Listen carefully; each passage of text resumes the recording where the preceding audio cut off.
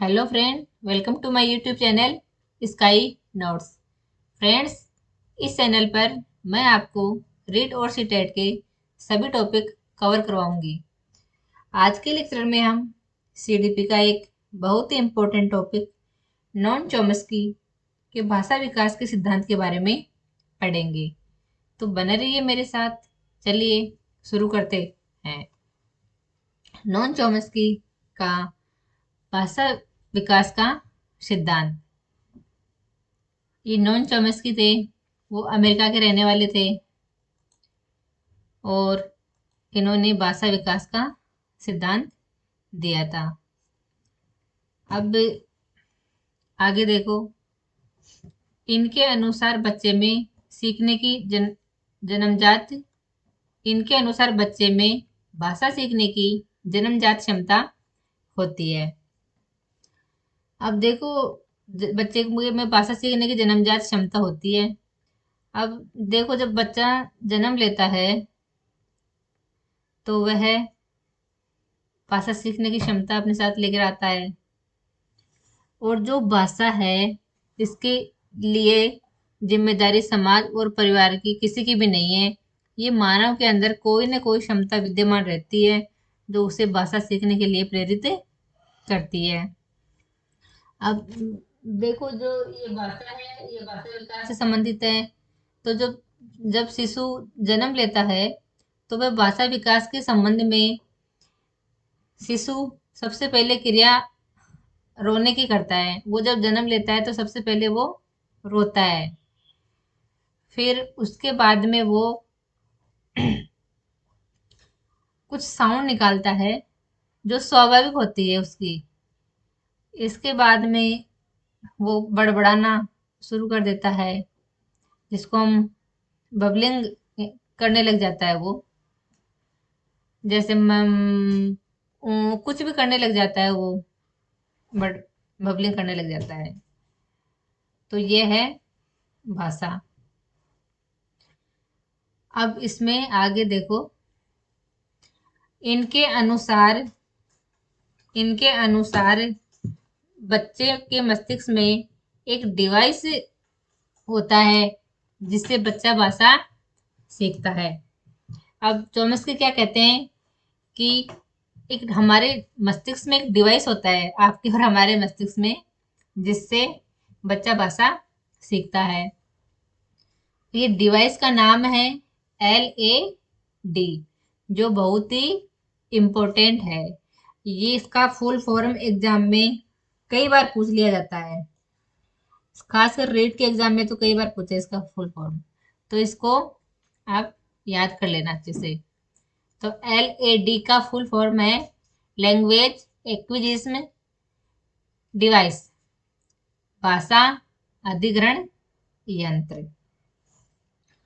अब ये LAD की अवधारणा एक सहज मानसिक क्षमता है जो एक शिशु को भाषा प्राप्त करने और उत्पादन करने में सक्षम बनाती है।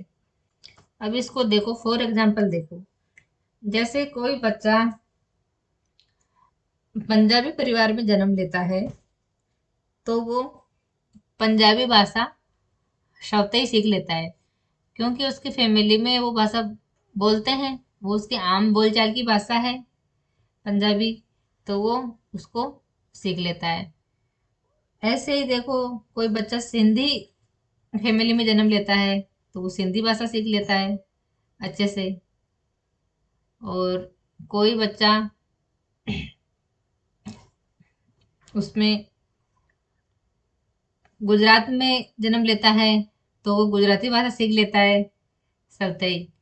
तो ये है LAD। आई होप आपको LAD के बारे में समझ में आया होगा। अब चलिए आगे चलते हैं।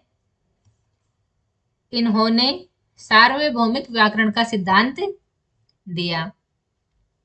अब ये देखो, सार्वभौमिक व्याकरण का सिद्धांत क्या होता है। अब इसके अंतर्गत शब्दों की निश्चित संख्या होती है और कुछ निश्चित नियम होते हैं। अब उन नियमों का अनुकरण करते हुए वाक्यों का निर्माण करना सीख जाते हैं। और जो ये शब्द हैं, इनसे नए नए वाक्य और शब्दों का निर्माण होता है। अब इन वाक्यों का निर्माण बच्चे जिन नियमों के अंतर्गत करते हैं उन्हें सार्वभौमिक व्याकरण कहते हैं, और इसे जनरेटिव ग्रामर भी की संज्ञा भी प्रदान करते हैं। अब जो ये व्याकरण है वो वर्ण, शब्द और वाक्य वाक्य से बनती है। पहले बच्चा वर्ण बोलता है, फिर शब्द बोलता है, फिर वाक्य बनाना स्टार्ट कर देता है। अब छोटा बच्चा होता है वो शुरू में वर्ण बोलता है, जैसे मम मम मम मम करता करता फिर वो शब्द बना लेता है मम, और उसके बाद में वो वाक्य में प्रयोग करता है। जैसे मम्मी पानी पीना है, तो वो वाक्य बना लेता है। तो देखो स्टार्ट हुआ ना वर्ण, मैं से स्टार्ट हुआ मम मम, फिर आगे शब्द बना लिया मम मम्मा, फिर वाक्य में प्रयोग किया पानी पीना है। तो यह है सार्वभौमिक व्याकरण। आई होप आपको ये समझ में आया होगा। अब आगे चलते हैं। अब चोम्स्की ने भाषा के दो लेवल बताए हैं। दो लेवल बताए चोम्स्की ने भाषा के, एक तो सतही संरचना सरफेस लेवल, और सेकंड है गहरी संरचना डीप लेवल। तो हम देखते हैं सतही संरचना क्या होती है। इसमें बच्चा केवल ध्वनियों शब्दों को जानता है, लेकिन उनका अर्थ नहीं जानता।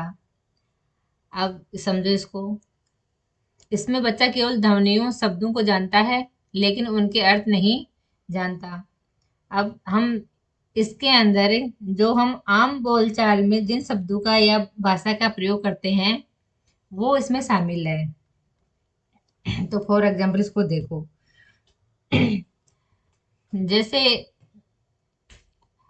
हमारा फ्रेंड बहुत दिन बाद में हमको मिलता है और वो पूछता है और कैसे हो, क्या कर रहे हो, तो हम उसको कहते हैं भाई कट रही है।